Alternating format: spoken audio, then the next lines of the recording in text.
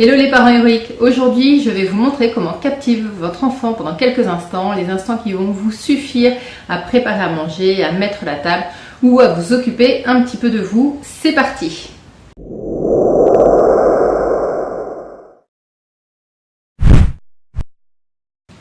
Quand on cherche à faire quelque chose, eh bien forcément notre bébé aux besoins intenses vient vers nous s'il a de la mobilité et s'il n'en a pas encore, eh bien il se fait entendre pour qu'on aille le chercher.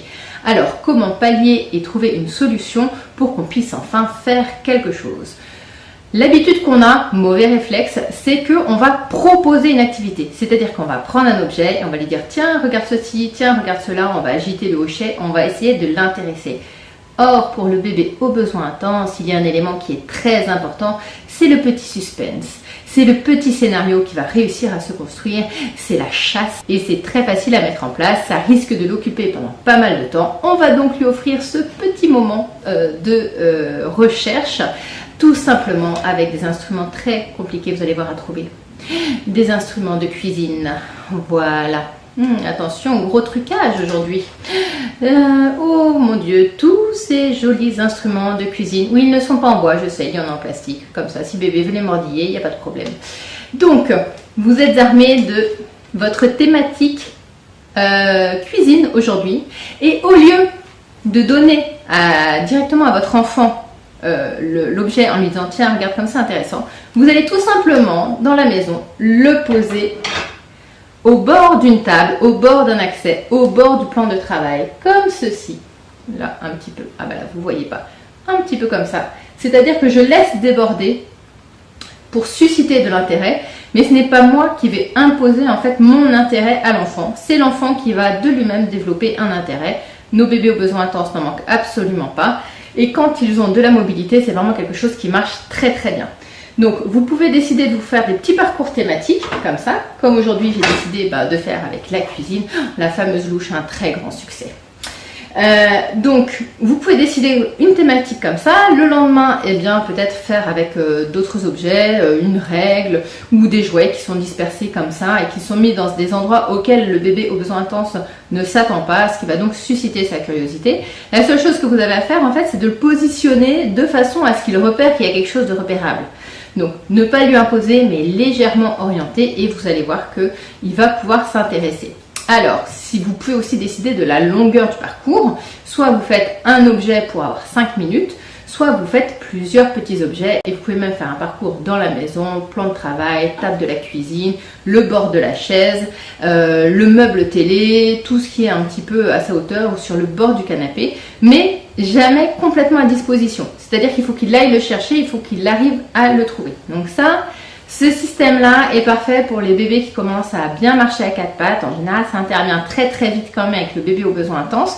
Et ça convient aussi au bébé qui est déjà au début de la marche.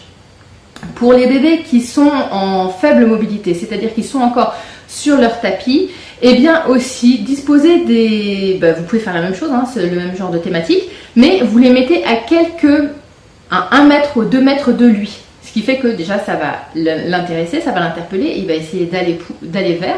Et donc du coup il va développer aussi sa mobilité qui est quand même déjà très très très active. Mais vous allez le solliciter, il va réussir à se concentrer là-dessus. Vous pouvez mettre par exemple une passoire, vous pouvez mettre des objets du quotidien, parce que la plupart du temps ce qui intéresse les enfants ce sont les objets du quotidien, ce ne sont pas les jeux, tout ce qu'on achète à côté. Donc des objets du quotidien, une bouteille vide, des choses qui sont sécurisées, faciles, bien fermées. Et vous allez voir que l'enfant va focaliser son attention dessus et il va aller vers cet objet. Et étant lui-même concentré par son choix, eh bien vous allez voir qu'il va plus vous laisser tranquille. Ce que vous pouvez faire pour les bébés qui n'ont pas de mobilité, qui sont petits, qui ont du mal encore à saisir les objets, plutôt que d'avoir les arches, vous savez, en permanence qui sont proposées et puis qui finalement les intéressent 3 secondes parce qu'ils ont tout le temps sous les yeux et puis ça perd complètement de l'intérêt. Ce que je vous propose de faire, c'est de poser un petit objet sur le bas du menton comme ça. Vous allez voir qu'il va essayer de l'agripper. Par exemple, bon objet, la spatule. Très très bon objet. Quand bébé est allongé sur son transat, si vous arrivez à le mettre sur son transat, ou si vous tentez de le mettre sur son transat, eh bien vous lui posez comme ça et vous allez voir que naturellement il va essayer de voir ce que c'est, etc. Donc, une fois de plus, vous n'allez pas le stimuler visuellement en disant oh regarde la spatule comme elle est jolie, elle est super, tu vas bien t'amuser avec. Pas du tout, c'est lui qui va comprendre de lui-même que oh mais c'est une spatule, mais c'est génial, et il va commencer soit à vouloir l'attraper, soit à dire qu'est-ce que j'ai sur mon menton, etc. S'il a pas du tout, s'il a très très peu de mobilité, s'il est encore tout petit. Voilà, vous avez vos 5 minutes pour vous, dépêchez-vous de faire à manger, de prendre votre douche peut-être. Peut-être aurez-vous le temps de faire un après-shampoing aujourd'hui. Voilà, essayez de tester tout ça et n'hésitez pas à vous abonner à la chaîne, n'hésitez pas à vous inscrire sur le blog bébéintense.com et à très vite. Au revoir les parents héroïques.